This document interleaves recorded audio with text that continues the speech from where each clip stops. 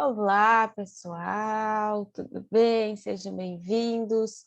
Hoje nós vamos, então, falar sobre ato administrativo. Nós já começamos na última aula e hoje a gente vai continuar, então, falando sobre ato administrativo. Só para revisar, para a gente pegar o gancho, né, do assunto, vamos relembrar o que a gente viu ali no último encontro.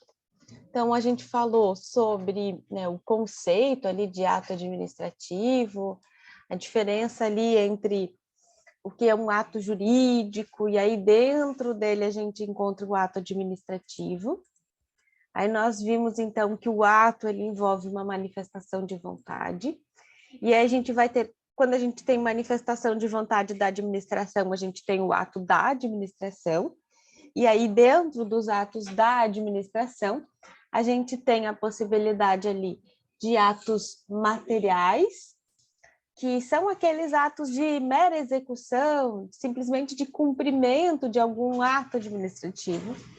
A gente tem os atos do direito privado, que são aqueles atos regulados pelo direito privado, então que tem uma regulação específica ali do direito privado, tipo uma locação, né? Mesmo que seja uma locação realizada pela administração pública, essa locação ela é regida pelo direito privado, né?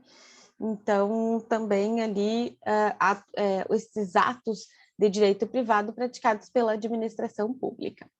A gente tem os atos políticos ou atos de governo, que daí são os atos praticados no exercício da função política. E, por fim, a gente tem os atos administrativos, né? E aí a gente viu que o ato administrativo é a manifestação de vontade do Estado, mas também o ato administrativo pode ser praticado fora da administração por quem represente o Estado, no exercício da função administrativa e sob o regime de direito público. Ok? Então, nós temos essa situação. Nós vimos, então, que o ato administrativo é a manifestação de vontade do Estado ou de quem o represente para criar, modificar ou extinguir direitos com o objetivo de satisfazer ou realizar o interesse público. Está ele sujeito a regime jurídico de direito público. Nós vimos que o ato administrativo ele complementa a lei, mas ele é inferior a ela, no caso, né? Eu vou usar sempre um ato administrativo para complementar a lei, eu não posso substituir a lei através de um ato administrativo, e é sujeito a controle pelo Poder Judiciário. Então, eu coloquei para vocês alguns conceitos. A gente falou sobre vinculação e discricionariedade. Lembrando, então, que a vinculação, um ato vinculado, é quando a administração, na verdade, quando a lei ela traz toda a conduta possível para o administrador. Ele não permite ali liberdade de escolha, margem de liberdade para o administrador. A lei ela chega e diz, olha, diante deste caso, a única conduta possível é a conduta A. E aí o administrador não tem muito o que fazer, ele tem que praticar aquela conduta específica. Ok? Então, isso seria a vinculação. Já a discricionariedade, os atos discricionários, são aqueles que a lei prevê uma certa liberdade de escolha. Quando, por exemplo, a lei vem e diz, olha, administrador, na conduta A você pode praticar conduta B, C, D ou E. E aí, no caso concreto, o administrador ele vai escolher qual conduta é mais adequada para aquela situação. Então, dá uma certa liberdade para o administrador. E aí, dentro dessa liberdade, o administrador ele realiza lá a análise da conveniência e oportunidade da prática do ato administrativo. Dentro da discricionariedade, a gente viu que talvez um dos problemas sejam os conceitos indeterminados, conceitos vagos, porque aí traz para o administrador uma liberdade um pouco maior. Por exemplo, existe na lei uma determinação, uma previsão, de que a administração pública pode dissolver passeatas em caso de tumulto. Só que ela não diz o que é tumulto. E aí isso fica na esfera ali de decisão do administrador. Ele vai ter que analisar, dentro dos critérios, claro, da razoabilidade, da proporcionalidade, o que ele vai considerar tumulto, né, diante daquela situação, se aquilo é tumulto, e aí tomar uma decisão. Então, vejam que tem ali uma liberdade, tem que agir com razoabilidade, tem que agir com proporcionalidade, justamente para não praticar atos arbitrários, porque se chegar na arbitrariedade, o ato ele vai ser considerado nulo, ok? Então, sempre esse cuidado de agir dentro do que foi determinado por lei. E aí nós chegamos nos elementos do ato administrativo. Nós vimos que o Celso, ele traz uma classificação diferente, mas nós decidimos seguir a classificação ali da doutrina majoritária, que são aqueles elementos elencados no artigo 2º da Lei 4717 de 65, que é a Lei de Iniciativa, Lei da Ação Popular, ok? E aí, nossos elementos aqui, eles entram na esfera da validade do ato. E aí, de acordo com esse artigo, nós temos 5 elementos do ato administrativo, que eu até falei para vocês, que é o nosso ficomofo. Então, nós temos ali a competência, certo? Competência é essa possibilidade de atuação do agente. Geralmente, o sujeito competente é um agente público que exerce função pública. Esta competência vai depender de previsão legal, então depende de estar prevista na Constituição, na lei ou em um ato administrativo geral. Vimos que ela é de exercício obrigatório e renunciável, ou seja, a pessoa competente não pode deixar de praticar quando necessário. Não admite transação, porque ela é definida em lei. Ela é imodificável, exceto se mudar, obviamente, a lei, né? É imprescritível, mesmo que não pratique, que ela não exerça aquela competência, ela não prescreve, no caso. E ela é improrrogável, certo? Nós vimos lá a diferença do Código de Processo Civil, que admite prorrogação de competência quando ninguém alega. Aqui não, aqui continua sendo incompetente.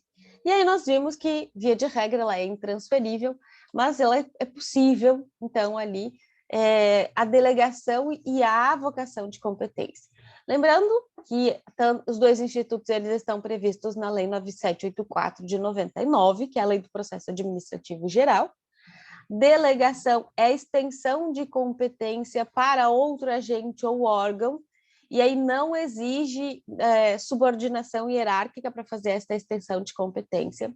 Ela tem que ser específica, porque a delegação genérica é nula, é temporária, ela pode ser revogada a qualquer tempo, e o agente que delegou, ele não fica sem a competência, não há uma renúncia de competência, ele continua competência. Sempre deve haver publicação, tanto do ato de delegação, do ato de avocação, e a gente viu que não cabe delegação dos atos previstos lá no artigo 13, das situações previstas no artigo 13 da Lei 9784, que é a expedição de atos normativos, exercício de competência exclusiva e decisão de recursos hierárquicos. Então, para estes não cabe delegação. E aí nós vimos o tema lá da súmula 510, que diz que praticado o ato por agente no exercício da competência delegada, contra ele cabe a medida judicial. E a avocação é quando o agente chama para si competência de outro agente, e aí na avocação é necessária a subordinação hierárquica. E aí a gente viu que dentro dos vícios de competência nós vamos ter o desvio de poder da espécie excesso de poder, quando a pessoa vai além da competência. E aí a gente viu os casos da usurpação de função e a função de fato, né? Inclusive, nós vimos que usurpação de função é crime. No segundo elemento, nós vimos, então, a finalidade. Vimos que a finalidade ali é o bem jurídico objetivado pelo ato. Vimos que todos os atos têm uma finalidade genérica ou uma finalidade geral, que é o interesse público, e existe uma finalidade específica, que a lei estabelece qual é a finalidade de cada ato administrativo, né? Por exemplo, a lei vai dizer que o ato de remoção a finalidade é a reorganização, é a redistribuição da prestação de serviço público. Não pode ele ser praticado como uma forma de punição, como uma penalidade para o agente ali, o agente público, certo? Então, a lei vai trazer a finalidade específica de cada ato. E aí, se por acaso praticar o ato com finalidade diversa, nós temos lá abuso de poder da espécie, desvio de poder ou desvio de finalidade, quando se pratica o ato com finalidade diversa que a lei estabeleceu. Por exemplo, quando eu uso um ato de remoção para penalizar o agente. Então, e aí eu vou ter desvio de finalidade, e isso levará a uma nulidade daquele ato administrativo, ok? E aí nós vimos que existe no ordenamento jurídico a possibilidade da predestinação lícita, que é quando eu tenho desvio da finalidade específica, mas manutenção da finalidade geral, e aí o ato pode ser mantido. O exemplo lá na desapropriação, por exemplo, desaproprio um terreno para construir um hospital e acabo construindo uma escola. Desviei a finalidade específica? Desviei. Mas mantive o interesse público? Mantive o interesse público. Então, o ato será mantido, tá? Mas apenas na predestinação lícita. Se for uma predestinação ilícita, o ato é nulo porque eu não mantive a finalidade pública. Depois nós vimos o elemento forma. A forma é a exteriorização do ato determinada por lei, certo? A ausência da forma importa a inexistência do ato administrativo, e a formalização do ato ela deve respeitar os critérios previamente definidos em lei, ok?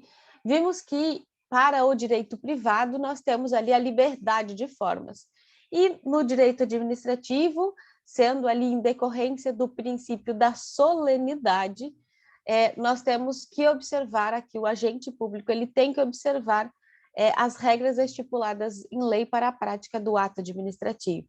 Então, nós vimos que, em regra, os atos administrativos devem ser praticados por escrito e em vernáculo, ou seja, em língua portuguesa, mas nós vimos que existem ali algumas exceções por leis específicas, né, que podem ser praticados atos de outras maneiras. Por exemplo, o caso de um semáforo que se manifesta por meio de sinais, a placa de trânsito, os sons, né, o agente de trânsito com o apito. Então, a gente tem, né, se a lei estabelecer, temos admitido, então, outras formas que não é escrita, certo? Nós vimos dentro da forma também que o silêncio administrativo, ele não tem o mesmo tratamento aqui que é dado ao silêncio no direito privado, ok? O silêncio da administração pública diante de uma determinada situação, ele não produz qualquer efeito, ressalvadas, por óbvio, as hipóteses em que o próprio texto legal determinar, então, ali o dever de agir do poder público e definindo que a ausência de conduta por parte do administrador ensejará a aceitação tácita daquele fato ou, né, por conta negativa, por conta do decurso do tempo. Então, o que a gente tem aqui é que o silêncio administrativo ele só produz efeito quando a lei expressamente declara. Por exemplo, se tem um artigo lá que diz o seguinte: passados 30 dias sem a manifestação da administração pública, entende-se pela concessão. Ok, então neste caso o silêncio ele vai produzir efeitos. Se não diz nada, não produz efeito nenhum. Inclusive, digamos que você entrou na administração pública, fez um pedido de alvará, e ele já está lá, sei lá, 8 meses parado, 1 ano parado, sem andamento, e você precisa que seja dado andamento. E o silêncio administrativo ele pode ensejar a propositura do mandado de segurança. Aí você ingressa com o mandado de segurança. O judiciário ele vai determinar prazo para o administrador se manifestar, já que o judiciário não pode entrar no mérito, não pode deferir, né, por exemplo, um alvará de construção, porque não é da competência dele. Então, o que ele vai determinar é um prazo para que o administrador se manifeste, certo? Então, vejam, silêncio administrativo, ele não produz ali prazo. E aí a gente tem a exceção ali de quando a lei expressamente traz o prazo para a atuação do agente. E aí a atuação ela pode ensejar ali a provocação, a ausência de manifestação da administração, pode ensejar a manifestação do Poder Judiciário, ok? Porque, inclusive, o artigo 5º lá da Constituição Federal estabelece a razoável duração do processo. Então, também não posso deixar muito tempo ali sem qualquer manifestação por parte da administração pública. Quanto aos vícios, né, na forma, a gente tem a possibilidade de defeitos, meros defeitos, assim, que não acabam atingindo a essência do ato administrativo. E aí esse defeito é uma irregularidade que pode ser corrigida, ela é sanável, não vai interferir nas garantias. Aí sim, quando é um mero defeito, pode ser corrigido o ato administrativo e ele continua valendo. Mas eu posso ter situações, né, eu posso ter vícios insanáveis, que é quando efetivamente afeta o conteúdo da norma. E aí, neste caso, não tem como corrigir, não tem como arrumar, e aí vai ser declarada a invalidade, né, a nulidade daquele ato administrativo. Por fim, nós chegamos ali nos elementos motivo e objeto. O motivo, gente, ele é composto por 2 pressupostos. A gente vai ter ali as razões de fato e as razões de direito. E aí eu preciso das duas para que aquele ato possa ser considerado válido. Então, eu preciso ter a situação de direito e a situação de fato. Eu preciso ter uma lei, por exemplo, que diga que é proibido passar o sinal vermelho, e eu tenho que ter a situação de fato que é passar o sinal vermelho. Eu tenho os dois, forma-se o motivo do ato administrativo, ok? Então, as duas situações.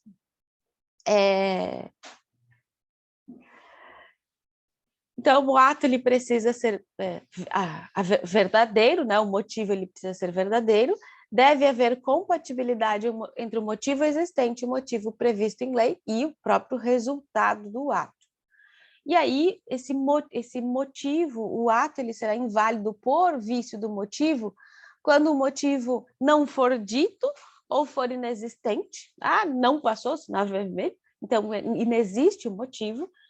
Quando não existir compatibilidade entre o motivo do ato e o motivo legal, por exemplo, o direito diz que é passar sinal vermelho, e aí ele passou sinal amarelo. Não tem compatibilidade, não fecha, então eu não vou ter um motivo. Ou quando existir incongruência entre o motivo ali e o resultado do ato, quando for inadequado, ok? Então, também, neste caso, pode ter ali um vício de motivo, ok? Então, pode ser considerado um vício de motivo e ele pode ser invalidado. E aí eu falei para vocês, nós vimos que não se pode confundir motivo e motivação. O motivo é esses pressupostos de direito e pressupostos de fato. A motivação é a justificativa do ato, é o porquê da prática daquele ato. Na verdade, é uma descrição dessa junção dos pressupostos de fato com pressupostos de direito. Por exemplo, tem lá a lei que diz, não pode passar sinal vermelho, na prática você passa o sinal vermelho, eu tenho o motivo do ato.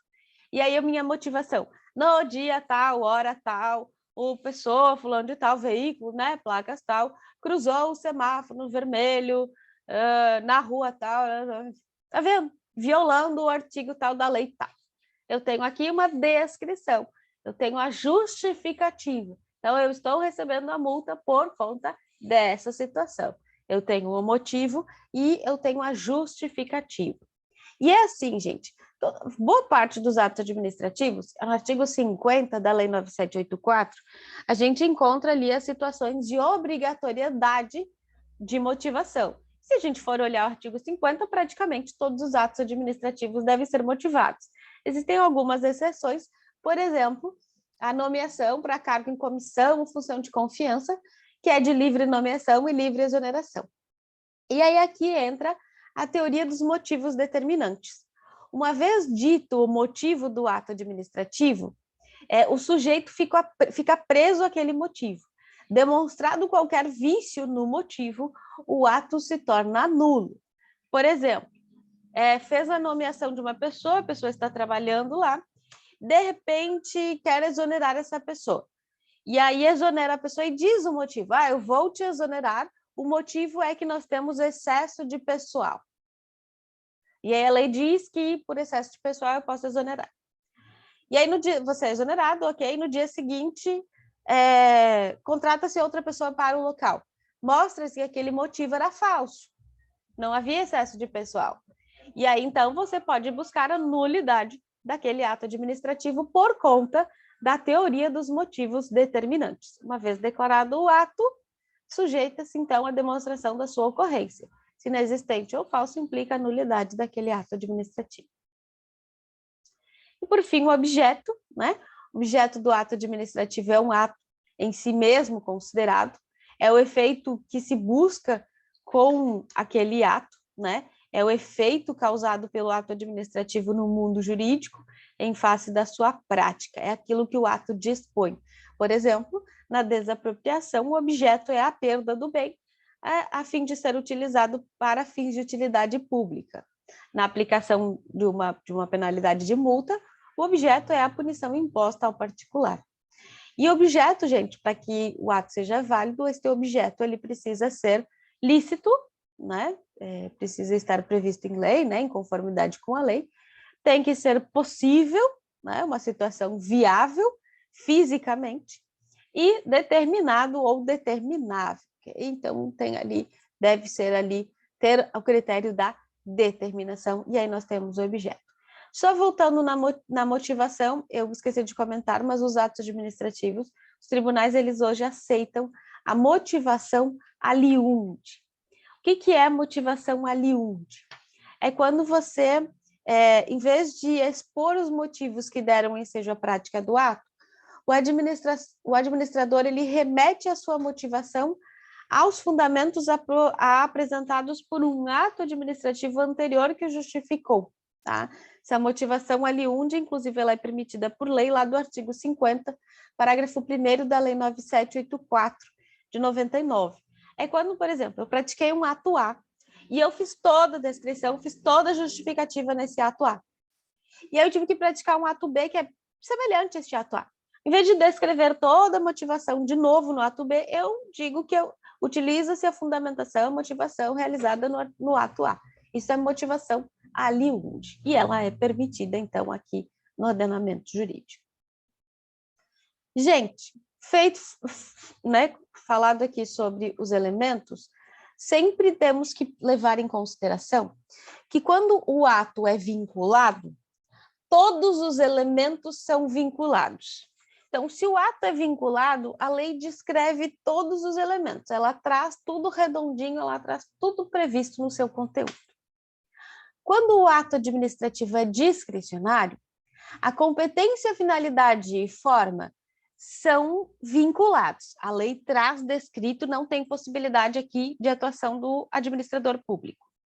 Mas, em relação a motivo e objeto, nos atos discricionários, eles são discricionários. O administrador, nos atos discricionários, em relação ao motivo e ao objeto, ele tem uma margem de liberdade de escolha. Então, ele tem ali uma certa liberdade para escolher, né, para fazer esta demonstração do motivo e do objeto nos atos discricionários.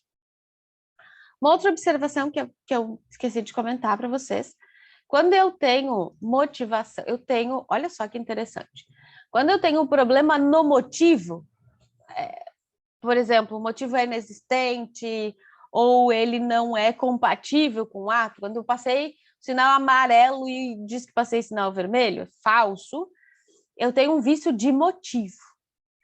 Quando eu não tenho motivação, a motivação é ausente, ou tenho um problema de motivação, eu tenho vício de forma. Okay? Então, só cuidem com esta situação também. Ok? Então, falamos dos nossos elementos do ato administrativo. A título de conhecimento, o professor Celso Antônio Bandeira de Mello, ele traz aqui um entendimento diferenciado. De acordo com o Celso, ele faz uma diferenciação, ele traz elementos do ato administrativo, e aí dentro dos elementos ele vai considerar o conteúdo e a forma, e ele diz que a ausência destes elementos configura a própria ausência do ato, né? Então, para ele, só estes dois seriam os elementos, e aí estaria dentro da existência do ato administrativo.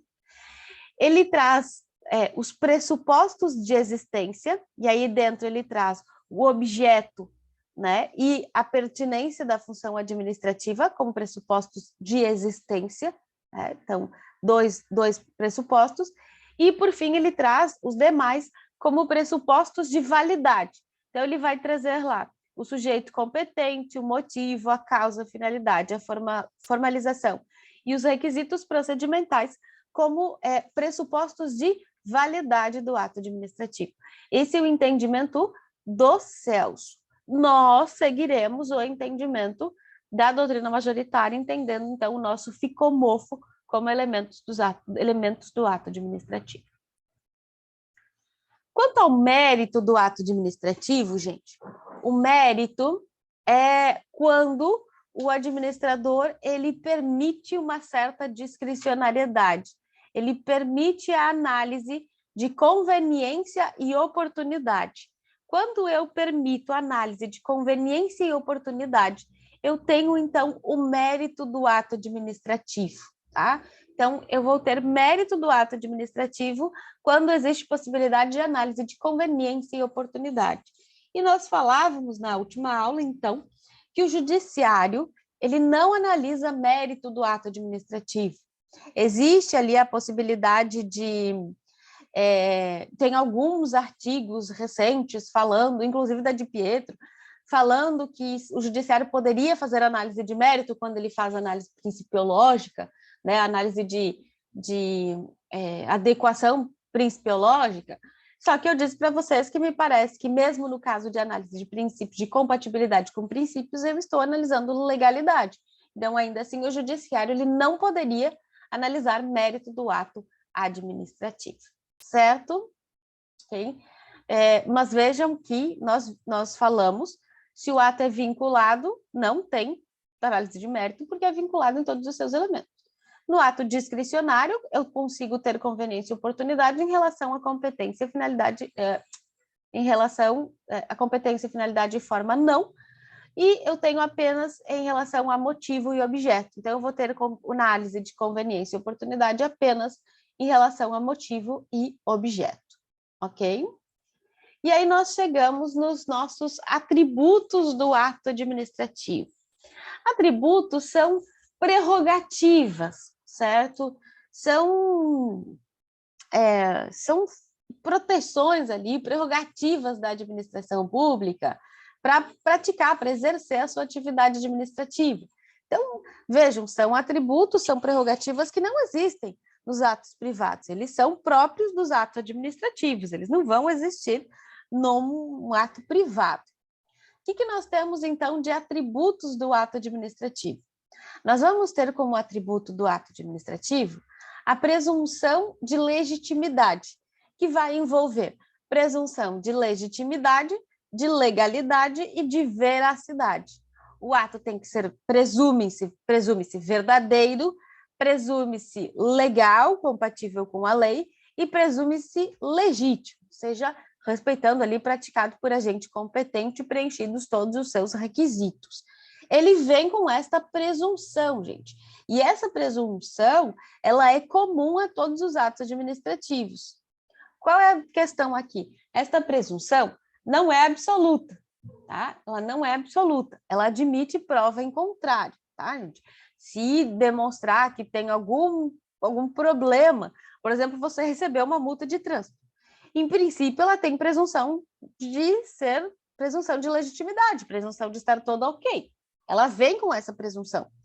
Só que, se você verificar lá algum vício, você pode alegar a invalidade daquele ato administrativo. Então, é uma presunção, mas é uma presunção relativa, admitindo prova em contrário, ok? Então, é claro que aí vou ter aqui a necessidade de que o administrado ele faça a prova ali dos atos alegados, mas ele pode fazer essa prova aqui de que o ato tem alguma irregularidade. Nós temos também aqui, gente, e eu queria chamar a atenção aqui para vocês terem um cuidado, porque a depender do doutrinador que vocês forem escolher, eles vão trazer essa questão da autoexecutoriedade um pouquinho diferente. Tem um doutrinador que vai trazer a autoexecutoriedade como atributo, tá, gente? E aí, dentro da autoexecutoriedade, vai haver a executoriedade e a exigibilidade. Mas tem um doutrinador que vai falar de executoriedade, e aí dentro dele a autoexecutoriedade, e vai trazer a exigibilidade. Então, não se assustem, né? É só uma forma de análise, de interpretação aqui dos atributos, certo? Nós vamos seguir a maioria, que daí traz a autoexecutoriedade como atributo, certo? Porque é algo que é diferenciado para a administração pública. O que significa, então, a autoexecutoriedade? A autoexecutoriedade é a imediata execução pela administração pública sem necessidade de intervenção judicial. Gente, imaginem a situação. Tem um veículo estacionado de forma indevida, no local proibido. E aí o agente de trânsito, ele chega lá e ele verifica que está estacionado em local irregular, e aí ele tem que fazer o seguinte, ele tem que pegar o telefone e ligar para o juiz. Olha, juiz, tem um auto aqui, um veículo estacionado em local irregular, manda aqui uma autorização para eu chamar o guincho.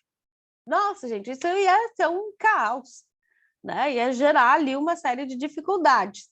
Então, o que se estabelece?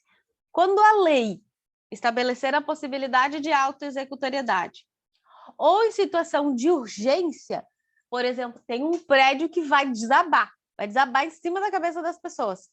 Se vai desabar em cima das pessoas, é urgente que se faça a demolição daquilo para evitar um prejuízo maior, a administração pode agir sem se socorrer do judiciário. Então, em questões previstas em lei ou em casos de urgência, admite-se a autoexecutoriedade, que é essa utilização de meios diretos de coerção sobre o administrado. Por que se fala em executoriedade e exigibilidade? Porque os atos, eles são exigíveis, né? Uma vez praticado o ato administrativo, todos eles são exigíveis, e existe a possibilidade de execução desse ato. Só que dentro da execução, eu posso utilizar os meios indiretos de coerção, que aí é quando a administração vai se socorrer do Poder Judiciário, ingressando com as medidas cabíveis, e eu tenho os meios diretos de coerção, que é a autoexecutoriedade, quando a própria administração atua. Só que ela só vai poder atuar, né, diretamente, sem intervenção do Judiciário, quando estiver previsto em lei ou em situações de urgência, emergência ali. Portanto, então, essa questão da autoexecutoriedade, ok? E aí, quando ela pratica a autoexecutoriedade, nós vamos ter lá o que a doutrina chama de contraditório diferido ou postergado. Por exemplo, tem um prédio que está ruim, está caindo. Eu notificar o proprietário, dar prazo para ele regularizar, para ele se explicar, o prédio cai. Então, a administração vai lá, faz a demolição e depois ela notifica o proprietário para se justificar, para explicar, enfim. Isso é contraditório diferido, tá? Ele ocorre depois da prática do ato. Isso, então, na autoexecutoriedade acaba acontecendo, certo? Ainda temos o atributo da imperatividade. Gente, a imperatividade é um atributo que, na verdade, o ato administrativo, ele cria a obrigação ao particular. E acaba ali trazendo o poder da administração pública de unilateralmente estabelecer uma obrigação ao particular, claro, dentro dos limites da lei. Esta imposição de obrigações, ela independe da vontade do particular.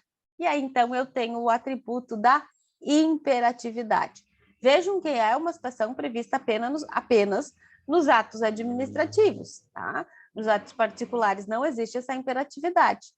Imperatividade aqui é dos atos administrativos e ela implica a prática do ato independente da concordância do administrado. Imaginem que o agente de trânsito chega, imaginem que não tivesse o atributo da imperatividade. E aí o agente de trânsito percebe que um veículo está estacionado de forma irregular, ele precisa aplicar a multa. E aí ele tem que esperar a pessoa chegar e ele vai perguntar, então, fulano de tal, você estacionou em local irregular, eu posso lhe aplicar a multa? Quem ia dizer que sim? Então, vejam que ele possui o atributo da imperatividade, justamente, né, uma obrigação que ela é imposta. Na verdade, alguns chamam de coercibilidade do ato administrativo. Ele é imposto independentemente da concordância do administrado. E aí, por fim, o outro atributo é a tipicidade, né? Porque eu tenho aqui a exigência de que todo ato administrativo esteja previsto em lei ou, né, que, na verdade, corresponda a uma situação previamente definida em lei, tá? Então, a gente tem aqui tipicidade significando que o ato administrativo ele deve corresponder a figuras previamente definidas em lei. E aí, para a gente lembrar dos nossos atributos, né? Nós vamos lembrar da nossa querida amiga Paty, nosso macete jurídico. A Paty, ela vai trazer, então, a presunção de legitimidade, a autoexecutoriedade, a tipicidade e a imperatividade, que é a Paty, ok? Então, aqui justamente para facilitar a memória de vocês quanto aos atributos do ato administrativo. Então, esses são os nossos atributos do ato administrativo para nós, a nossa querida Paty, tá? Presunção de legitimidade, autoexecutoriedade, tipicidade e imperatividade. E a gente chega na parte aqui, na análise, nós vamos verificar as fases de constituição do ato administrativo. Para que um ato regularmente produza efeitos no mundo jurídico, o ato administrativo, assim como os demais atos jurídicos, ele precisa cumprir, ele precisa ultrapassar algumas fases que são indispensáveis para a sua formação e atuação no caso concreto. Quais seriam estas fases? A perfeição, que é considerar a perfeição ou existência, né? Então, perfeição ou existência do ato. A validade, vai verificar ali situação prevista em lei. E a eficácia, que é a possibilidade de previsão ali, de produção de efeitos. Aqui a gente volta para o que vocês aprenderam lá em Direito Civil, da chamada escada pontiana. Lembram dela? Escada pontiana? Degrau, existência, o segundo a validade e o último a eficácia. Então, a mesma coisa no ato administrativo, a gente vai ter a escada pontiana. Então, primeira fase aqui é a perfeição ou existência do ato administrativo. Ela vai ocorrer, ou ela decorre, do cumprimento das etapas necessárias à formação do ato. O ato administrativo ele é perfeito, ou seja, ele existe, quando cumpre todos os trâmites previstos em lei para a sua constituição. Ele completou o ciclo de formação, tendo sido esgotadas todas as etapas do seu processo constitutivo, ok? Então, tenho ali, pratiquei todos os atos necessários para a finalização, para a formação daquele ato. Passei pelo ciclo todo, o ato ele é perfeito, ele passa a existir. O ato imperfeito, né, é aquele que ainda está em formação, que ainda não concluiu todas as etapas. A validade, gente, é a regularidade do ato, ou seja, ela é aferida quando todas as etapas realizadas estiverem de acordo com a lei. Portanto, é válido, o ato válido é aquele que foi criado de acordo com as regras previamente estabelecidas pela legislação. Tá? A validade é a compatibilidade entre o ato jurídico e o disposto na norma. Legal. Então, passei por todo o ciclo e passei de forma legal por todo o ciclo. Então, o ato perfeito é aquele que completou o ciclo e válido que este ciclo tenha se realizado dentro do que está previsto, determinado por lei. E a eficácia é a aptidão para a produção de efeitos. Alguns têm eficácia imediata logo após a publicação, outros podem ter sido ali criados e tem um momento ali, uma condição até que se realize aquela situação, ok? Então, é quando ele está apto a produzir efeitos, ok? Então, nós temos essa situação, né, da eficácia, quando o ato está pronto a produzir efeitos. Pode ser de forma imediata. Publiquei, produziu efeitos. Os efeitos, gente, eles são divididos em efeitos próprios, né, ou típicos, ou, enfim, principais. E aí, gente, nós temos aqui o que efetivamente eu busco com aquele ato. É o efeito que eu quero atingir com aquele ato. Por exemplo, num ato de desapropriação, o meu efeito próprio é a perda da propriedade daquela pessoa. Esse é um efeito próprio, ele gera a perda da propriedade. Esse é o efeito típico do ato de desapropriação. Só que os atos administrativos, eles podem ter ali os chamados efeitos impróprios, né? Ou também chamados efeitos atípicos ou efeitos secundários, que não é aquele propriamente esperado com a prática daquele ato, mas ele acaba acontecendo. E aí, dentro do efeito impróprio, a gente vai ter o efeito reflexo e a gente vai ter o efeito prodrômico. Eu vou explicar através de dois exemplos, né? Um do efeito reflexo e um do efeito prodrômico ou preliminar, para ficar mais fácil de entender. Vamos lá, o que é o efeito reflexo? Vamos supor, esse quadrinho azul é um terreno, tá? É um terreno, e esse triângulo aqui é uma casa. Eu sei desenhar lindo, a gente usa as figuras geométricas para representar o que nós queremos dizer. Então, aqui está o terreno. Este terreno pertence ao Pedro. Pedro é o proprietário do terreno e o Pedro é o proprietário da casa. Tá? Ele é o proprietário. O Pedro não mora aqui, ele mora em outro local. Então, para não deixar o terreno vazio e tal, ele alugou para Maria. Então, a Maria está morando lá, tem um contrato de locação com o Pedro e ela mora ali na casa. Digamos que a administração pública, ela descobriu esse terreno e ela percebeu que esse terreno é muito bom, que efetivamente aqui caberia uma construção de um hospital. E aí a administração pública, ela decide desapropriar este terreno. E aí ela desapropriou. Qual é o meu efeito típico, meu efeito próprio deste ato de desapropriação? A perda da propriedade do Pedro. Pedro perdeu a propriedade. Esse é o meu efeito próprio. Mas o que esse ato de desapropriação ele acabou atingindo a Maria? Porque se o Pedro perdeu a propriedade, o ato de locação, o contrato de locação não pode ser mantido. Então, esse atingir o contrato de locação é o efeito reflexo do ato administrativo. É um ato de desapropriação, o efeito típico é a perda do terreno do Pedro. Só que este ato gerou também um efeito impróprio.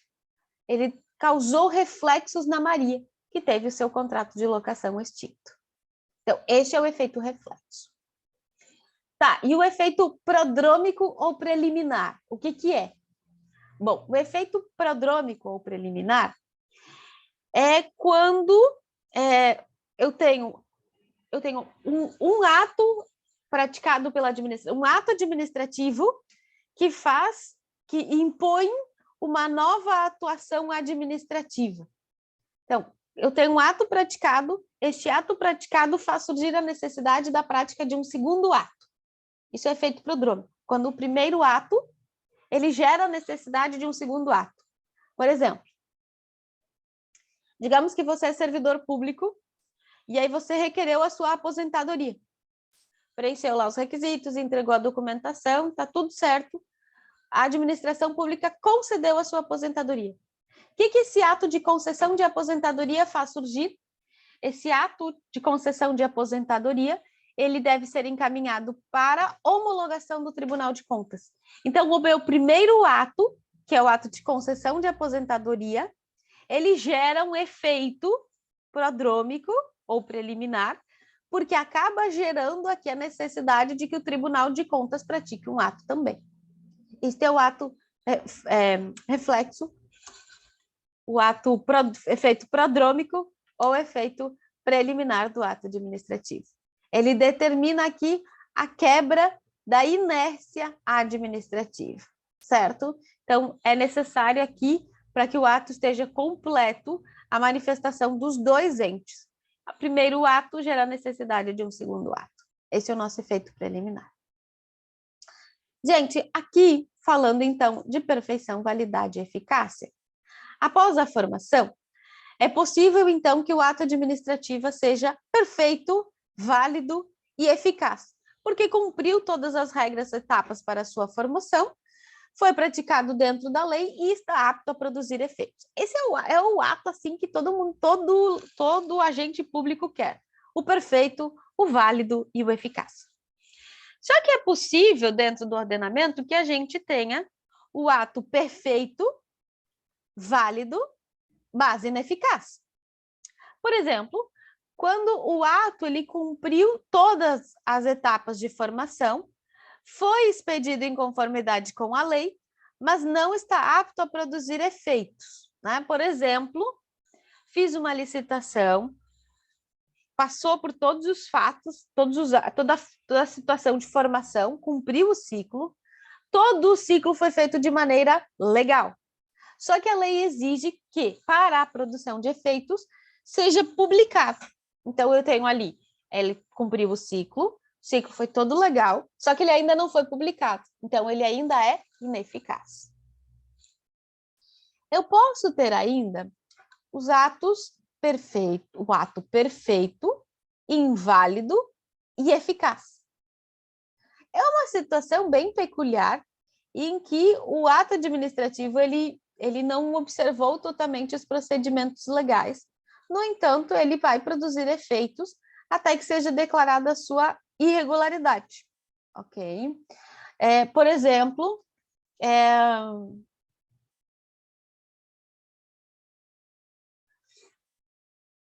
eu tenho a minha licitação, ela cumpriu todo o ciclo, só que lá no meio houve uma irregularidade. Houve uma irregularidade, só que ninguém alegou ainda, não foi questionada aquela irregularidade. Ela foi publicada, ela está gerando efeitos, mas ela vai gerar efeitos até que se declare a nulidade daquele ato. E aí eu vou ter um ato perfeito, inválido e eficaz. E eu posso ter um ato perfeito, inválido e ineficaz? Eu fiz toda a licitação, só que ela é irregular e não foi publicada. Então, eu tenho também aqui o ato perfeito, inválido e ineficaz. Gente, alguma dúvida até aqui?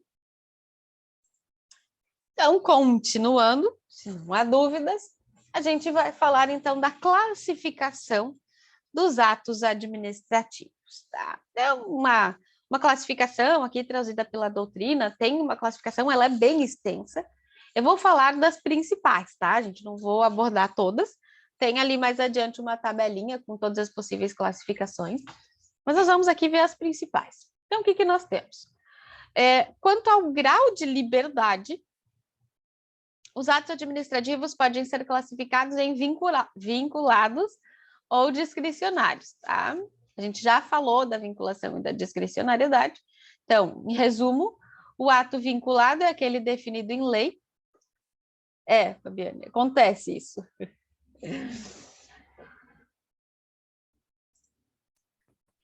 Então, o ato vinculado é aquele que não traz nenhuma possibilidade ali de atuação para a administração pública, né? Então, os casos lá, por exemplo, uma licença. Uma licença, a lei traz todos os requisitos. E aí, cumpridos os requisitos, o administrador ele não tem liberdade de escolha. Por sua vez, os atos discricionários, né, também são regulamentados por lei, mas ele permite ali uma análise dos pressupostos subjetivos pelo agente estatal, tá?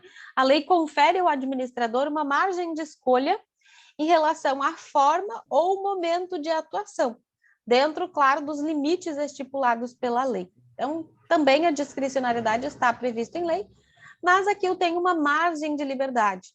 O administrador, ele pode ali optar por uma conduta ou outra diante da situação concreta. Quanto à formação, gente, os atos administrativos podem ser divididos em simples, complexos ou compostos. Tem alguma divergência doutrinária nessa classificação, né? Mas, enfim, a gente fala aqui sobre cada um deles. O ato simples é aquele que, para a sua manifestação, para a sua formação, perdão, depende de uma única manifestação de vontade. Então, a manifestação de vontade de um único órgão, ainda que se trate de órgão colegiado, né, acaba tornando o ato perfeito. A vontade para a formação do ato aqui, ela é unitária, ela é obtida, né, por meio da manifestação de uma só vontade, um só órgão, um só agente público. É simples. O mesmo num órgão colegiado, eu chego numa decisão só, num ato só, tá? Ele é simples, tá? Teve uma manifestação, o ato já é perfeito. O ato composto, para a sua perfeição, ele depende de mais de uma manifestação de vontade. Por exemplo, os atos são compostos, então, por uma vontade principal, aí eu vou ter um ato principal, e a vontade que ratifica esse primeiro, que é o ato acessório.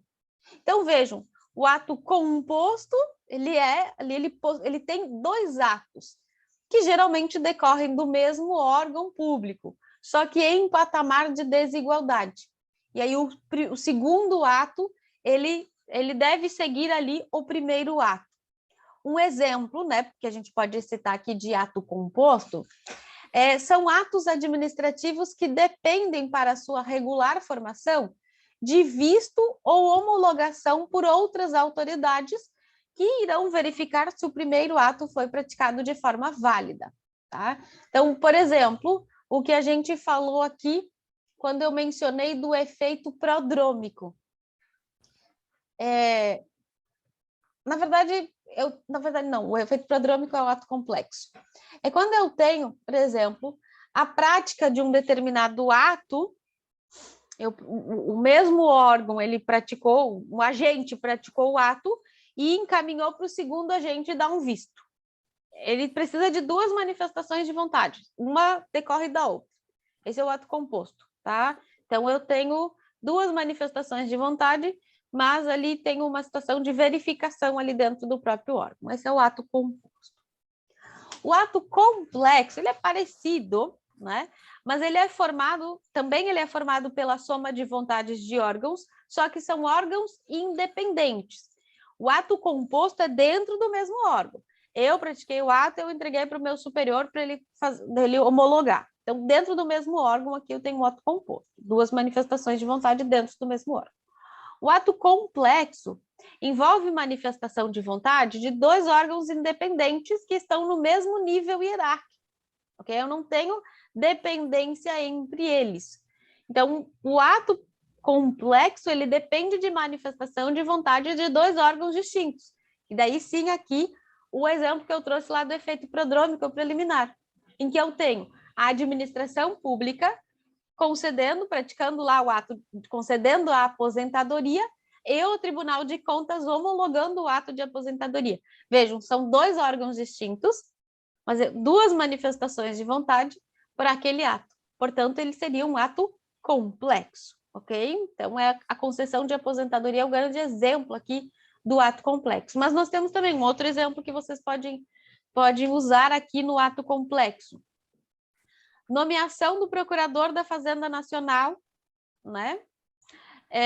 Nós temos aqui duas manifestações de vontade. O Advogado-Geral da União e o Ministério da Fazenda manifesta a vontade.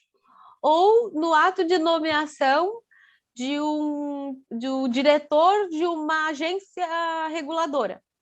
Ele é escolhido pela presidência, então eu tenho o ato de escolha lá do presidente, o ato de nomeação do presidente, mas ele tem que ser aprovado pelo Legislativo, pelo Senado, ele passa pela sabatina no Senado. Então, eu tenho 2 órgãos distintos para o ato de nomeação daquele diretor da agência reguladora. Então, são exemplos de atos complexos aqui. Tenho 2 manifestações de vontade por órgãos independentes. Tá? Então, esse é o ato complexo. Então, aqui uma tabelinha, professora Licínia Rossi. O ato simples, uma única manifestação de vontade. O ato composto é mais de uma manifestação de vontade com patamar de desigualdade. Então, eu tenho o primeiro ato, o segundo ato, vejam que há uma hierarquia aqui. E o ato complexo é mais de uma manifestação de vontade, só que num patamar de igualdade. A concessão de aposentadoria e a homologação pelo Tribunal de Contas, não tem hierarquia entre eles. Ok? Então, essa é a nossa classificação quanto à formação do ato administrativo. Quanto ao alcance, gente, os atos podem ser considerados como atos internos ou atos externos. O ato interno, ele produz efeito dentro da estrutura da administração pública responsável por sua edição. Então, ele estabelece normas que obrigam os agentes públicos e os órgãos de determinado ente estatal. Ele não atinge pessoas estranhas à organização administrativa. Por exemplo, quando se define que lá dentro de uma secretaria os servidores irão utilizar uniforme. É um efeito, um ato interno, porque para a população geral não importa se está ou não a cor do uniforme, o tipo do uniforme. Então, ele é um ato interno. Esses atos internos, gente, em regra, eles não dependem de publicação oficial, já que a destinação é aqueles que estão vinculados à sua estrutura, tá? Então, essas situações. Os atos externos, por sua vez, eles produzem efeitos em relação aos administrados, tá? Estão estranhos à estrutura de administração pública. Por isso, como eles geram efeitos externos, né, eles geram efeitos na sociedade, eles devem ser publicados em órgão oficial para conhecimento da sociedade. Por exemplo, um ato que define ali o limite de velocidade de uma via, enfim, são atos externos. Um ato que define o horário de funcionamento de uma repartição pública, são atos que vão gerar efeitos externos. Os atos também podem ser gerais e podem ser individuais. Os atos gerais são aqueles que se referem a uma quantidade indeterminada de pessoas, tem um caráter ali abstrato e impessoal. O ato geral, ele não se destina a pessoas específicas, tá? Ele descreve uma situação de fato, e aí todas as pessoas que se enquadram naquela situação que foi descrita, eles devem obedecer o que foi estabelecido pelo ato. Por exemplo,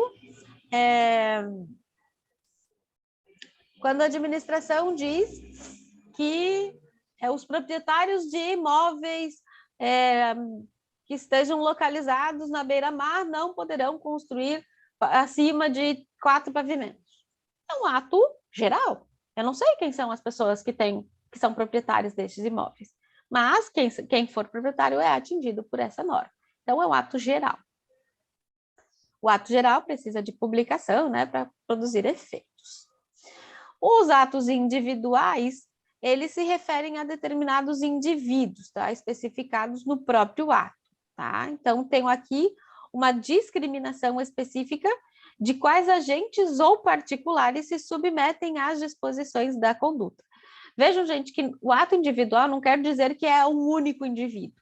Não, quer dizer que eu consigo identificar o indivíduo sobre o qual a norma se refere. Por exemplo, nomeação de um candidato ou nomeação de candidatos. Eu consigo identificar para quem aquele ato está sendo dirigido. É para sendo dirigido para o candidato A ou para os candidatos A, B, C e D que foram nomeados para um cargo público, tá?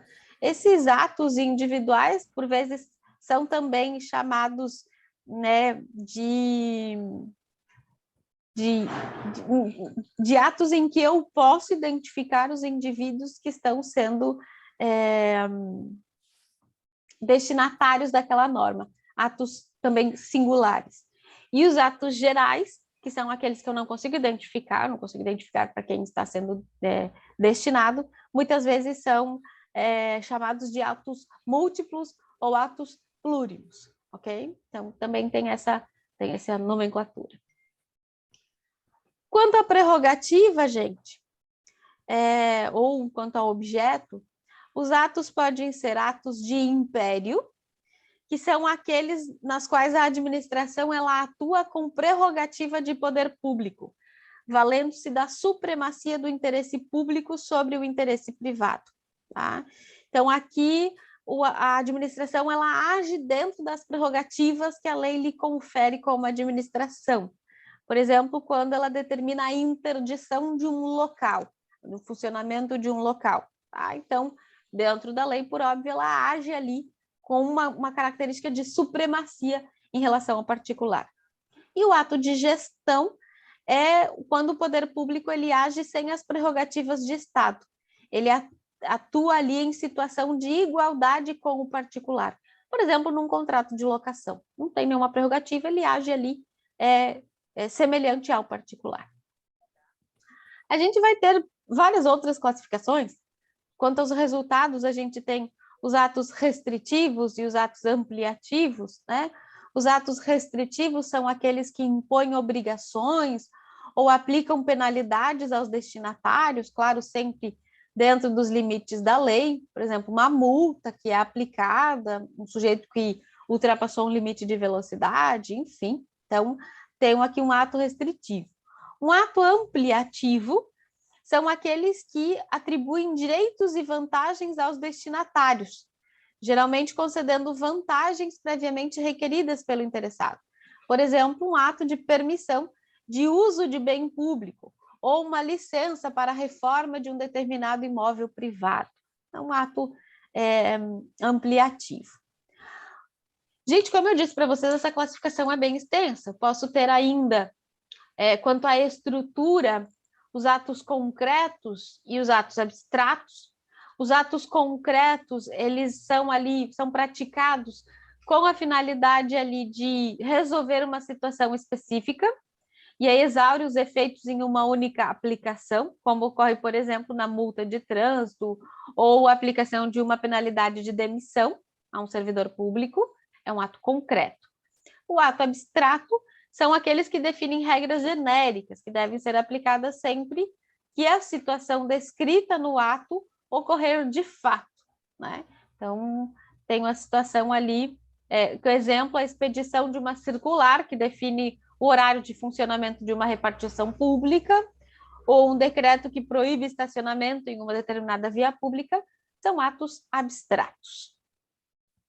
A gente tem ainda os atos constitutivos, que são aqueles que criam uma situação jurídica nova, previamente inexistente, né? Por exemplo, autorização para uso de bem público.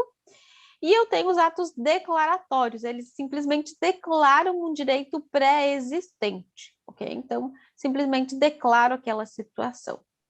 Aqui tem para vocês aqui um resumo da classificação, então, as diferentes classificações que podem existir ali em relação à classificação dos atos administrativos. Falado, então, feito aqui a parte de classificação, a gente passa para as espécies de atos administrativos, né? Então, as várias espécies de atos administrativos, elas não estão definidas em lei, ali com critérios objetivos, enfim. Então, muitas vezes nós temos divergências doutrinárias ali quanto às espécies de atos administrativos, né? Mas a gente vai ficar aqui especificamente aí com as principais trazidas pela doutrina. Então, o que nós temos dentro das espécies? Nós temos os atos normativos. O que são esses atos normativos? São atos gerais e abstratos que geram obrigações a uma quantidade indeterminada de pessoas, claro, dentro dos limites da lei. O ato normativo, ele enseja aqui a produção de normas gerais, claro, sempre inferiores à lei, não vai substituir a lei, não pode inovar no ordenamento jurídico. Então, esses atos normativos são decorrentes do poder normativo, nós já vimos lá em aulas anteriores, que são editados aí para a fiel execução das leis. O que a gente tem aqui? Quais são os exemplos de atos normativos? Nós vamos ter os regulamentos, que são atos privativos do chefe do Poder Executivo, expedido através de decreto. E aí a gente tem os regulamentos executivos, que são os normais. A gente já conversou sobre os regulamentos autônomos, lembram deles? Que é aquele previsto lá, a exceção da exceção, do artigo 84, inciso 6 da Constituição Federal,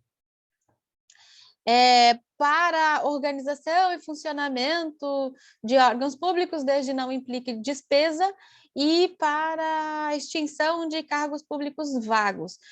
As únicas duas possibilidades de regulamentos autônomos e já reconhecidos pelo STJ.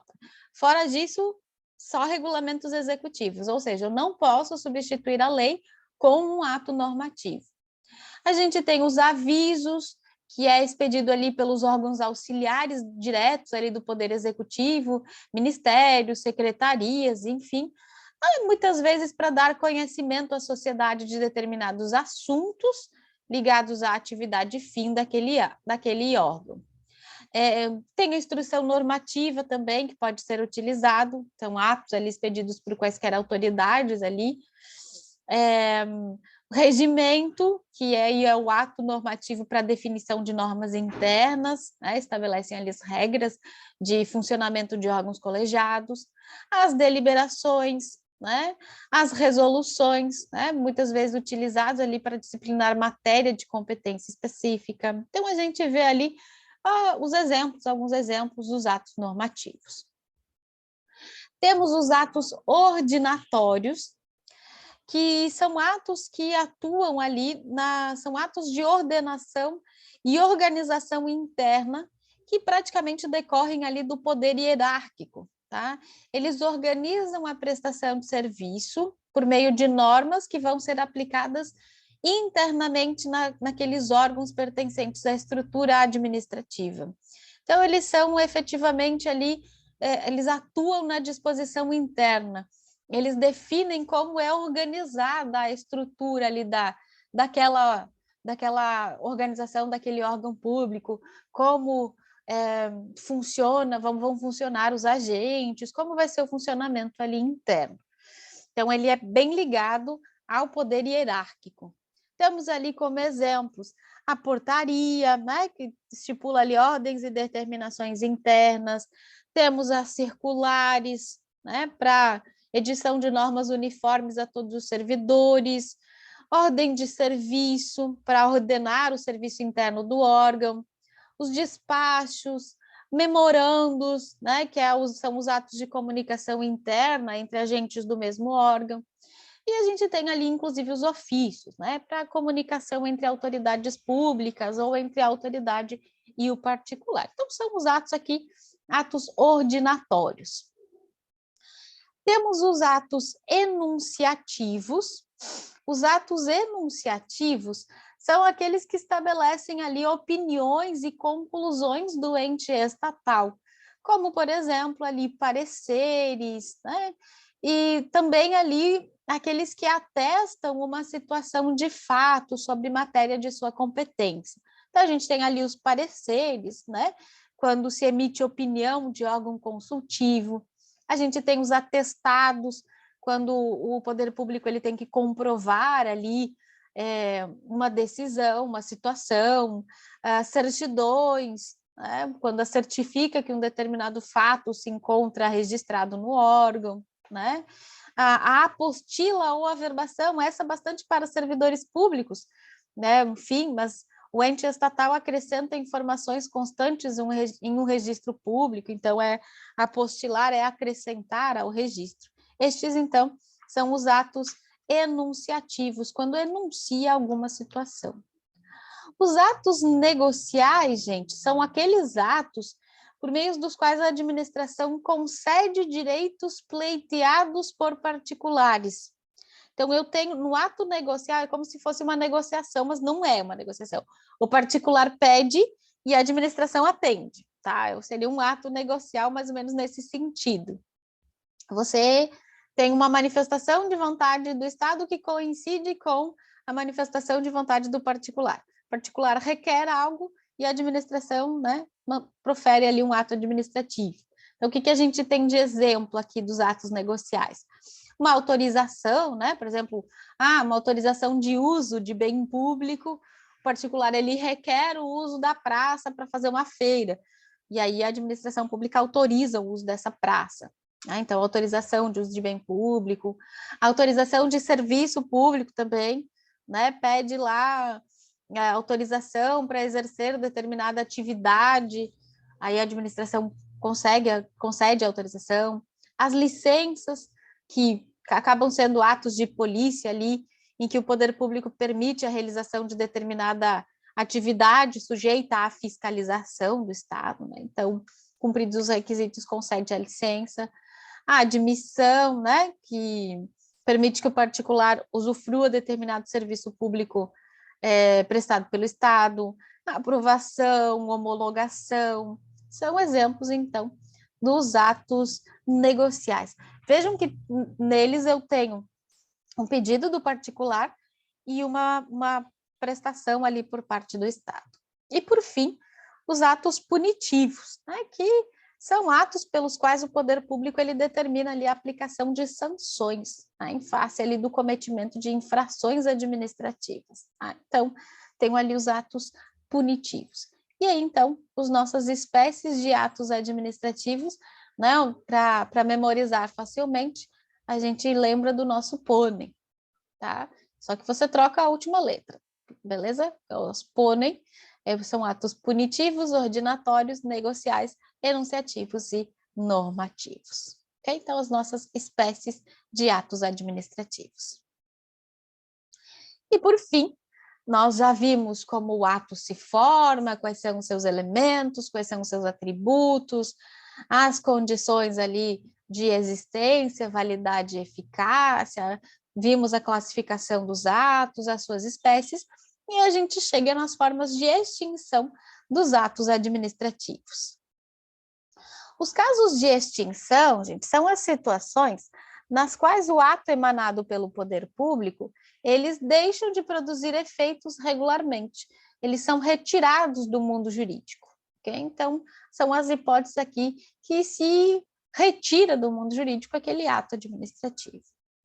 A gente tem ali a extinção natural, tá? Que é a extinção natural quando o ato já cumpriu todos os efeitos nele dispostos, né? Ou quando teve ali o advento do termo final do prazo, certo? Ou pelo próprio esgotamento do conteúdo jurídico. Bom, o que é isso?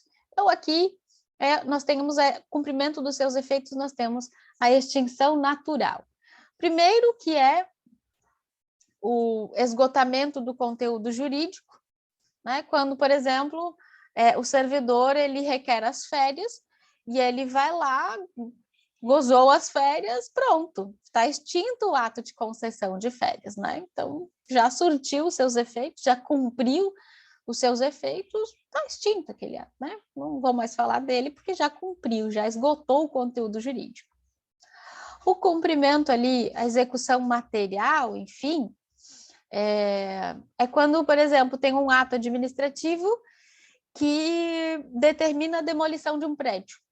Quando foi lá e demoliu, o ato de execução cumpriu seus efeitos, né? Então, o ato de demolição cumpriu seus efeitos. Então, estará extinto aquele ato. Ou quando eu tenho ali o implemento de condição resolutiva ao termo final, né? Então, ela extingue porque aquele ato ele estava ali até um determinado prazo. Aí, quando chegou no prazo, acabou. Ou quando ali eu tenho, esse ato ele fica até que ocorra tal situação, que é a condição resolutiva. Aconteceu a situação, que é um evento futuro, incerto, né? Aconteceu a situação, o ato ele é extinto, né? Por exemplo, do termo final, autorização de porte de arma por 1 ano. Terminou 1 ano, acabou a autorização, né? Então, pode ocorrer destas formas e é extinção natural. Por quê? Porque ele cumpriu os efeitos para o qual ele foi criado.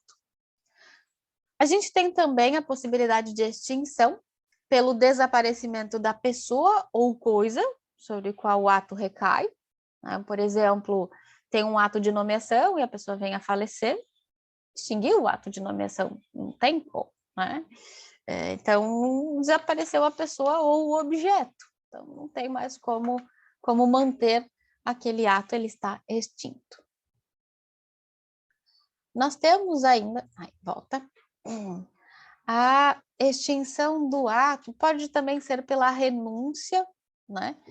Que o beneficiário abre mão daquela situação, por exemplo, ali, a renúncia a um cargo de secretário, então está extinto o ato, porque o particular renunciou.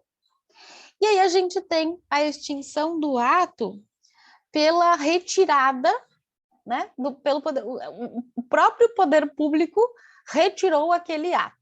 Tá? Então, no caso concreto, a administração chegou lá e disse, não vou manter esse ato, vamos retirar, enfim. E aí a gente tem algumas formas de retirada do ato. Eu vou falar depois da revogação e anulação, vou falar dessas outras antes, tá? Então, vamos falar primeiro aqui da cassação, tá? Então, o que é a cassação? Vamos... Na verdade, cassação é o descumprimento de condições impostas. Vou tentar trabalhar um exemplo para vocês entenderem a cassação. Digamos que uma pessoa, esse exemplo os doutrinadores eles costumam trazer, então estou trazendo o exemplo que os doutrinadores usam. A professora Marinella trazia isso, Matheus Carvalho, enfim. Olha lá, imaginem que uma pessoa, ela chegou numa cidade e ela construiu lá um prédio e ela quer exercer atividade, quer que aquele local funcione como um hotel. Ela vai lá na prefeitura e ela pede um alvará de funcionamento de hotel. E aí a prefeitura analisa os requisitos, tá, verifica as condições, vai lá, faz vistoria, tá ok. E ela concede, ela dá o alvará de funcionamento para um hotel. Então, a condição imposta é que funcione neste local um hotel. E aí, de repente, a pessoa ela percebe que ela vai ter mais lucro se no lugar de um hotel for um motel. Então, ela começa a exercer atividade lá de motel. O que ela fez, gente? Ela descumpriu as condições que foram impostas pelo aquele ato inicial. Então, quando deixa de cumprir os requisitos de quando teve o ato deferido, o ato vai ser cassado. Seria como o professor Matheus Carvalho diz, uma ilegalidade superveniente por culpa do beneficiário, porque ele descumpriu ali os requisitos impostos para a sua expedição. E aí eu tenho, então, a cassação do ato. A caducidade, por sua vez, é a extinção do ato administrativo por lei superveniente que impede a manutenção do ato inicialmente realizado, né? Inicialmente válido. Vamos também para um exemplo que vai ficar bem fácil. Não sei aqui em Joinville se tem isso, porque eu estou aqui há pouco tempo. Eu acho que tem também isso em Joinville. Mas lá na minha cidade, o que acontecia? Lá na minha cidade, todas as vezes que vinha circo ou parque de diversões, tinha um terreno específico que eles se instalavam. A prefeitura já autorizava que eles ficassem naquele terreno. Então, tinha uma autorização para que circos, parques se instalassem naquele terreno específico. Imaginem que tem lá esse ato, tem um ato lá do município dizendo assim, quando circos ou parques estiverem visitando a cidade, eles poderão se instalar no terreno X. Isso eu tenho ali o ato administrativo. E aí, lá na Câmara de Vereadores é feita uma lei, e aí a lei de zoneamento define que aquele local, ali, aquele bairro, enfim, aquela zona, ela é estritamente residencial. Ou seja, o que aconteceu com aquele ato administrativo que permitia circos? Caducou, porque a lei diz que ali não pode mais eventos, já que é um ato, é um local unicamente residencial. Então, aconteceu a caducidade daquele ato administrativo que permitia que circos, parques se instalassem nesse local. Então, caducidade ocorre com a superveniência de norma jurídica que torna inadmissível a situação anterior. E a gente tem a contraposição, tá? Ocorrem nas situações em que um ato administrativo novo se contrapõe a um ato anterior, extinguindo seus efeitos. Eu tenho um ato de nomeação, e aí em seguida vem um ato de exoneração. Não tem como conviver, né? Então, eles são contrapostos, eles não conseguem, o ato de nomeação com o ato de exoneração não consegue conviver. Então, o ato de exoneração, ele extingue o ato de nomeação, porque pela contraposição, ok? Então, essas nossas retiradas aqui pelo poder público. E aí a gente chega especificamente nas duas principais, que é a revogação e a anulação, tá? Para a doutrina majoritária, gente, a anulação do ato administrativo, ela acontece ali pela dissonância da conduta em relação às normas no ordenamento jurídico. E aí acaba gerando a possibilidade de retirada destes atos. Os doutrinadores, eles costumam trazer ali os atos que podem ser, os atos em desconformidade com a lei, segundo eles, podem ser divididos em 4 espécies. Nós vamos ter os atos inexistentes, que são aqueles que estão fora do ordenamento jurídico, tá? Eles nem posso considerar como existentes, tá? Por exemplo, inexistente uma ordem de autoridade pública que determina a tortura de um preso para conseguir confissão. É inexistente, porque não é possível. Atos nulos são aqueles declarados em lei como tal, né? Então, porque desrespeitou ali nos requisitos. Os atos anuláveis são aqueles que possuem vícios, mas admitem conserto, tá? Então, mesmo que tenham sido praticados em desacordo com a lei, eles podem ser corrigidos, tá? Tem ali uma ilegalidade decorrente de um vício sanável, ele pode ser corrigido. E a gente tem os atos irregulares, que são aqueles vícios irrelevantes, por exemplo, desrespeito de normas internas de padronização, não gera nulidade do ato, apenas a responsabilização do agente que praticou, porque o vício ele não atinge a esfera jurídica dos destinatários, tá? Vejam, gente, que a gente vai ter a anulação quando eu tenho um vício de legalidade substancial. Ela vai ocorrer quando, de jeito nenhum, eu posso manter aquele ato daquela forma, né? Não tem como. Ele é totalmente contrário ao ordenamento jurídico, ao que está disciplinado em lei. Então, vai haver a nulidade daquele ato administrativo. A anulação, gente, ela opera efeitos ex tunc. A regra é que ela opera efeitos ex tunc, ou seja, ela retroage a data de origem do ato, aniquilando todos os efeitos produzidos, ressalvados, claros, os direitos adquiridos de terceiros de boa-fé. Tá? Então, eles até são mantidos. Mas, ele será, né, se tem ali uma violação, ele vai ser anulado, e aí o efeito é ex tunc, tá? Lembrando que não há direito adquirido à manutenção de um ato nulo no ordenamento jurídico, certo? Não tem como manter. Quero falar 2 coisas aqui sobre a anulação. Como eu disse, a regra é que a anulação opera efeitos ex tunc, tá? Ex tunc, ele retroage.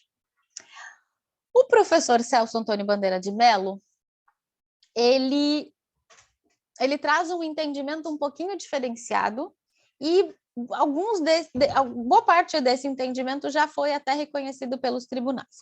O que eu vou ter, então, em relação a essa anulação do ato administrativo? Olha lá.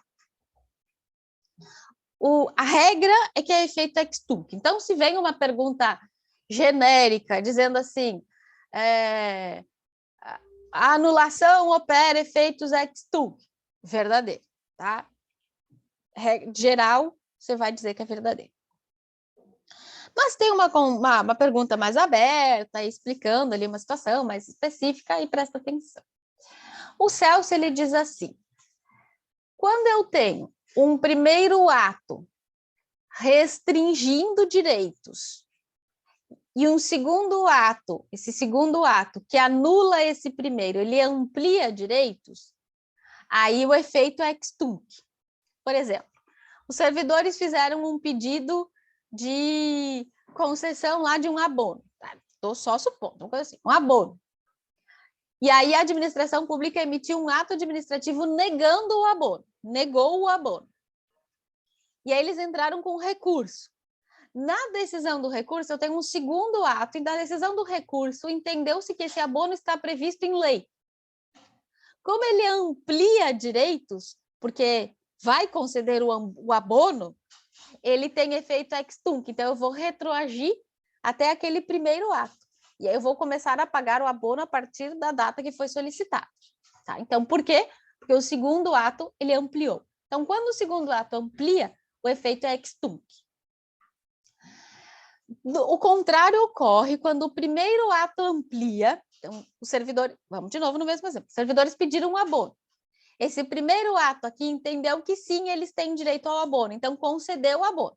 Começou a pagar o abono. Vamos dizer que começou a pagar R$100 por mês de abono. 12 meses depois, entrou com recurso, a administração, e veio o entendimento no recurso de que o pagamento desse abono é ilegal.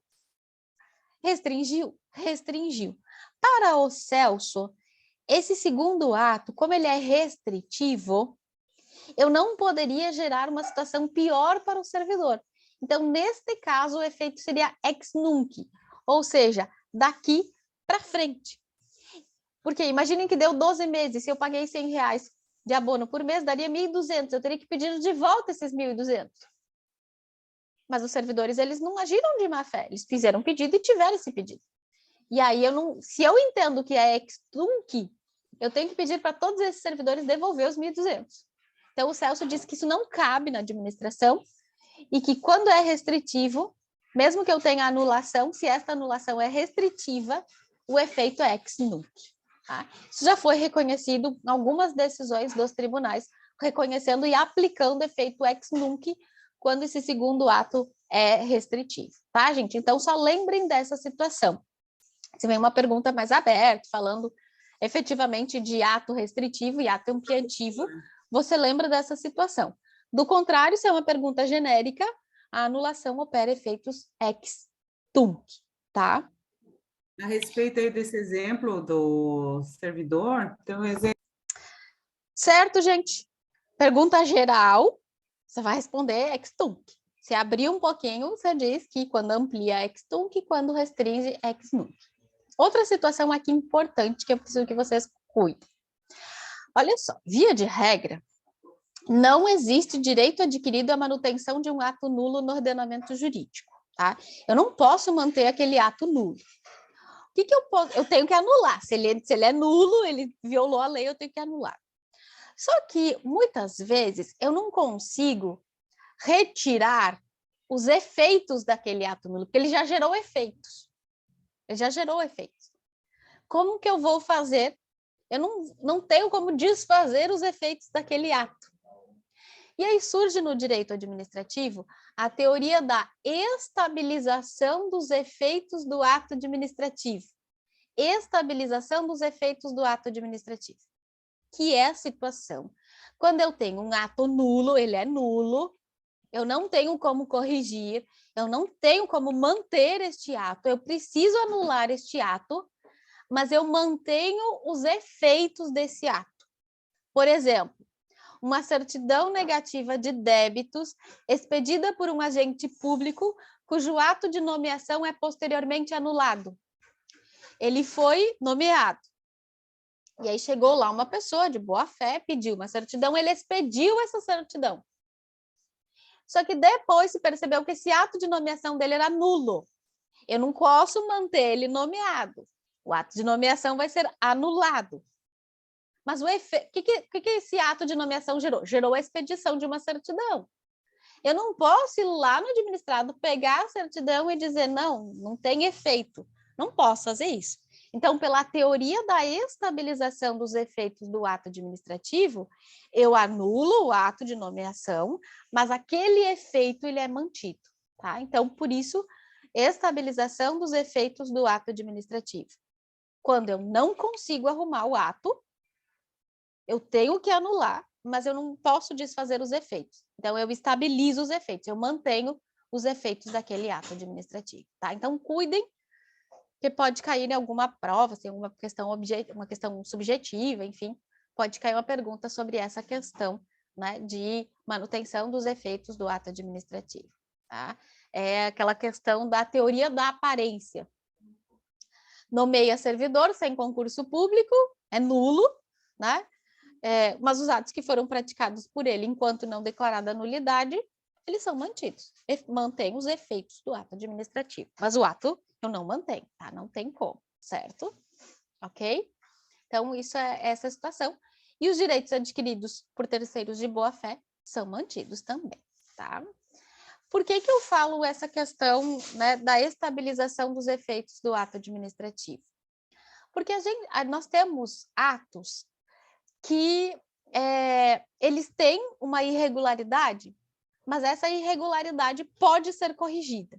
E aí aqui, quando a ilegalidade pode ser corrigida, aí a gente não aplica a estabilização, a gente aplica a convalidação. Então, são dois institutos diferentes.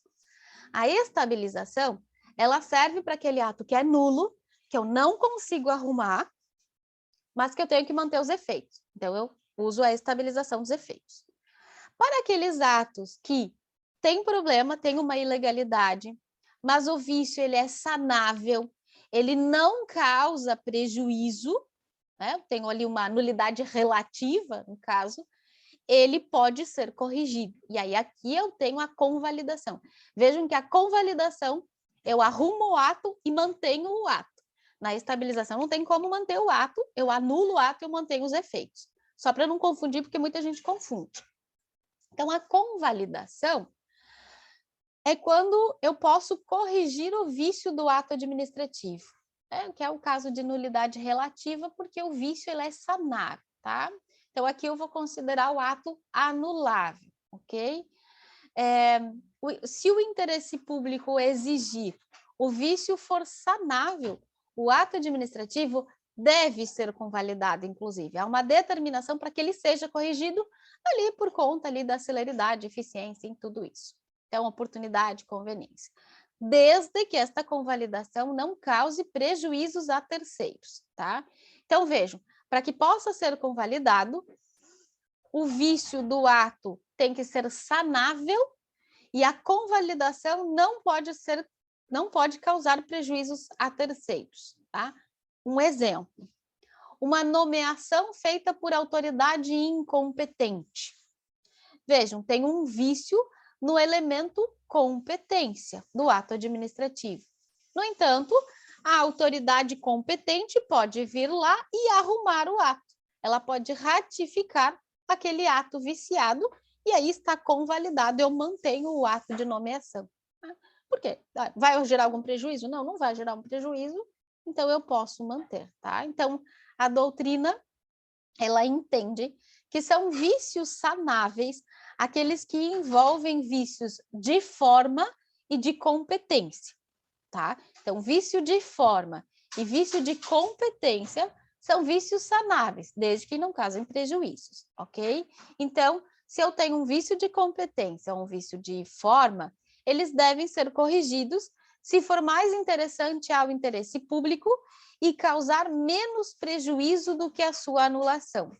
Nesse caso, consertado o vício, o ato produz efeitos licitamente desde a sua origem, ou seja, a convalidação aqui, ela opera efeitos ex tunc, retroagindo a data da edição do ato para que sejam resguardados os efeitos, tá?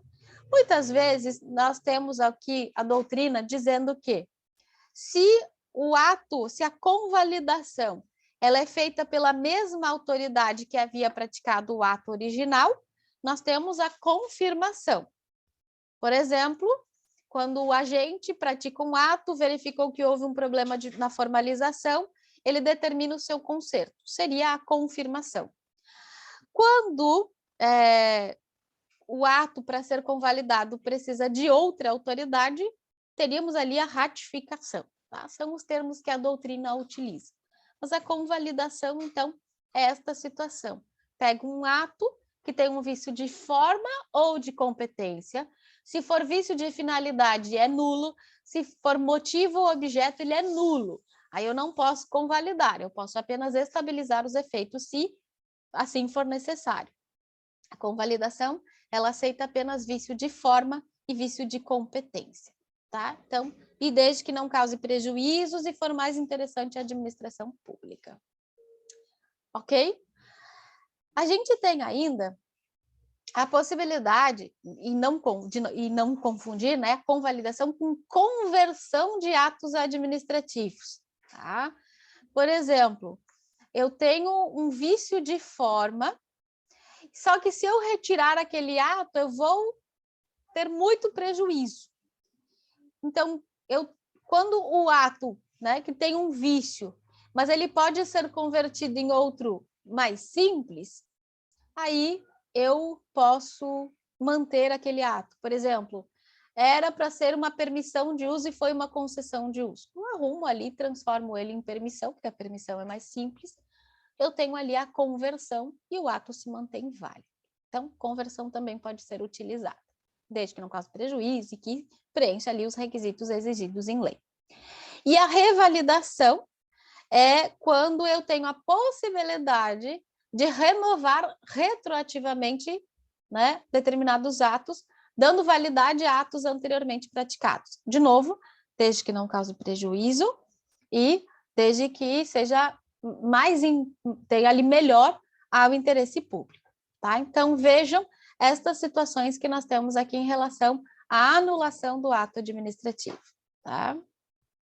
Vejam, né? Inclusive a convalidação, ela está prevista no artigo 55 da Lei 9784 de 99.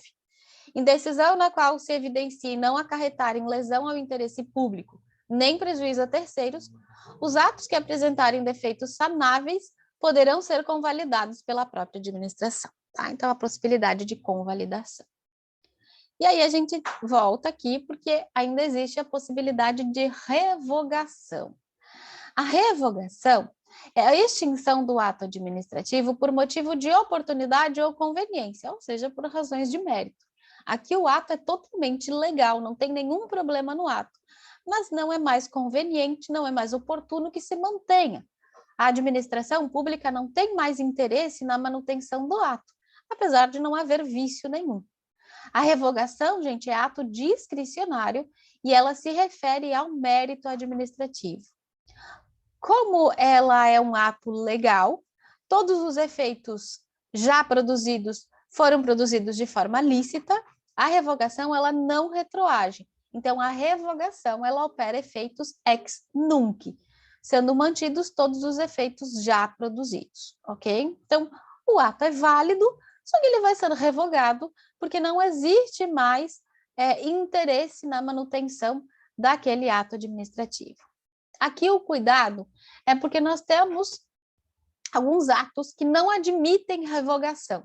Então, a gente não admite revogação de atos consumados. Por quê? Porque eles já produziram os efeitos. Por exemplo, o servidor lá que gozou férias. Não dá mais para revogar as férias dele, porque ele já foi, não tem mais como desfazer.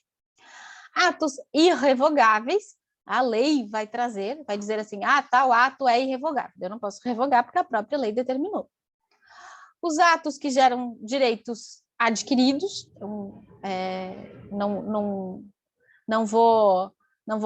tenho aqui a irretroatividade da revogação, então mantém-se os atos adquiridos, direitos adquiridos. Os atos vinculados não vão admitir revogação, porque não admite análise de conveniência e oportunidade, tá? Atos enunciativos, já que eles atestam situações de fato ou emitem mera opinião da administração pública, então não tem ali, não opera efeitos aos particulares, não cabe revogação. Atos de controle, porque são praticados no exercício da função administrativa, então não são constitutivos de direitos. e aí, portanto, não tem revogação. E os atos complexos, tá? Porque aí eles precisam ali de da soma de mais de uma vontade administrativa, e aí não é possível que a vontade de um único ente acabe revogando aquele ato, já que são dois atos distintos, dois órgãos distintos. Então, nestes atos, não é possível a revogação. Mas, em regra, a administração, quando envolve ali discricionariedade, ela pode revogar aquele ato administrativo. Lembrem que a administração pública, por conta do seu poder de autotutela, inclusive disciplinado na súmula 473 do STF, ela pode anular seus próprios atos quando ilegais e revogá-los em decorrência de que não mais possui conveniência e oportunidade na sua manutenção, respeitado o direito adquirido. Tá? Então, vejam que a administração pública ela pode anular e ela pode revogar seus próprios atos. O Poder Judiciário, como ele não analisa mérito administrativo, ele não pode revogar ato administrativo. E assim, gente, ato administrativo praticado por outra entidade. Por exemplo, quando o Poder Judiciário age na função atípica administrativa, ele pode revogar os seus próprios atos. Mas na função judicante, ele não revoga ato administrativo, tá? Ele só anula se houver alguma ilegalidade. Tanto que se ele é instado a se manifestar, ele não determina uma conduta, ele simplesmente determina a anulação daquele ato, e aí a administração, se quiser, ela refaz aquela conduta. Tá bom, gente? Então, não pode o judiciário revogar ato administrativo, ele simplesmente anula. A administração pode anular e pode revogar seus próprios atos. Tem uma tabelinha aqui para a gente finalizar. Diferença entre revogação e anulação, né? Traz ainda o que é a convalidação, enfim, tá? Mais um resuminho ali para facilitar o entendimento de vocês, né, do que é cada uma das situações. Alguma dúvida, gente?